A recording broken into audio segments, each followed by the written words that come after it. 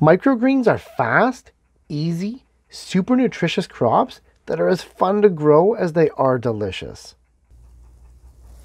There's one microgreen that's a little more flavor packed than all the others, and that's Daikon Radish. Spicy little action-packed leaves that grow up perfectly every time. It's a 10 to 14 day indoor crop that's really easy to grow. So let me walk you through all the steps that you need to be enjoying fresh daikon greens year-round.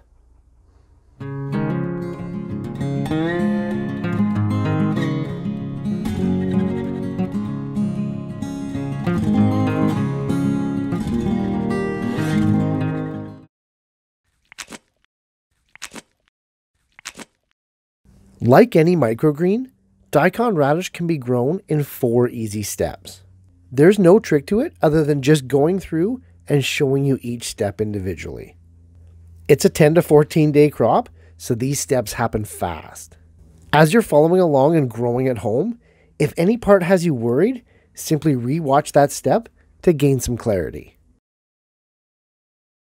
Step 1, like any microgreen, is to soak the seeds with regular cold tap water for 24 hours.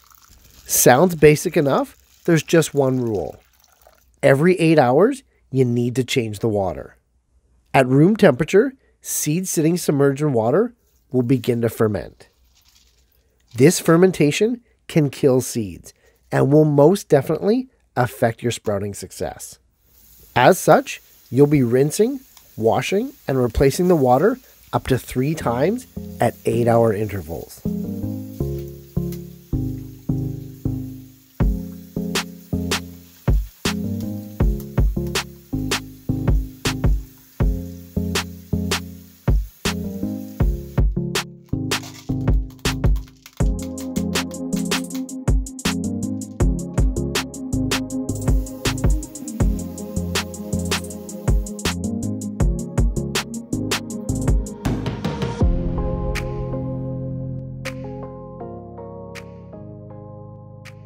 Now, this step is called planting. However, we don't actually plant the seeds in the traditional sense.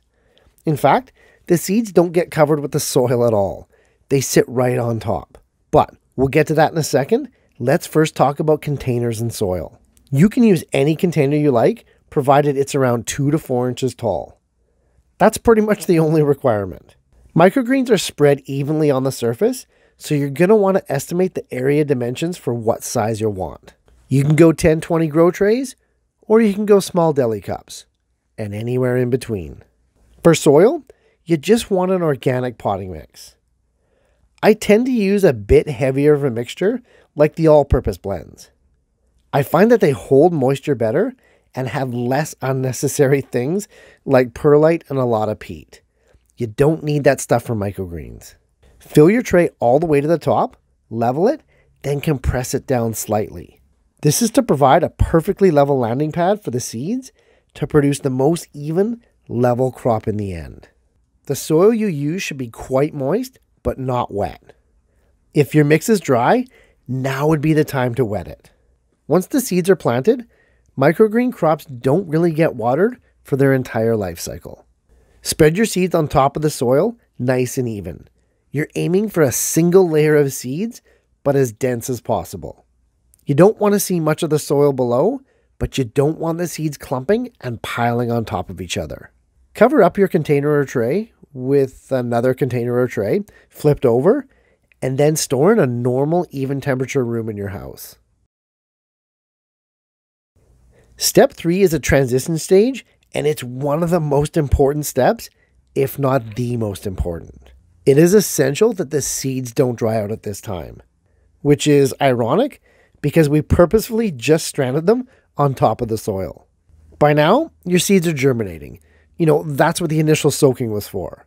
And that first root radical is trying to find the soil to establish the plant. However, it needs moisture to accomplish this. You see, normally it would be under moist soil and it wouldn't be a problem. But sitting on the top, that sensitive root tip can easily dry out. To alleviate this, for 3 to 5 days after you initially planted, mist the seeds for a few seconds every day, just to keep them moist and happy. It's an easy enough solution, but I can't stress enough how critical it is to the success of the crop. After the plants have established their roots and begin normal growth, all eyes are towards the final step, and that's the harvest. Now, microgreens can be harvested at any time, but it's when the leaves reach peak greenness and nutrition that you'll want to start the cutting.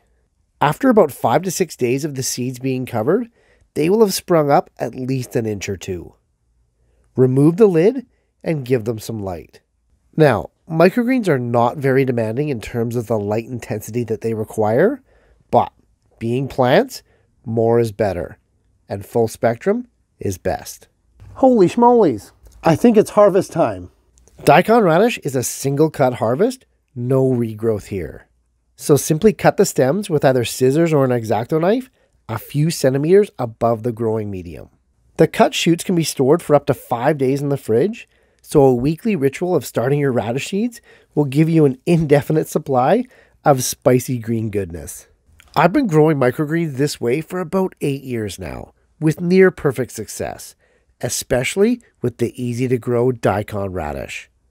Here's a quick recap to highlight the important points.